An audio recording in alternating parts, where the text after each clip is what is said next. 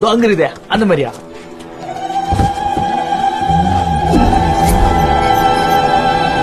ஆத்தா 107, 71, 72, 75, 76, 77, 178. ராவுத்ரையா எப்படி சொல்லணும்னு அறியல. இப்போ ஃபுல் பாடி ஸ்கேனிங் பண்ணும்போது தான் எங்களுக்கே தெரிஞ்சது.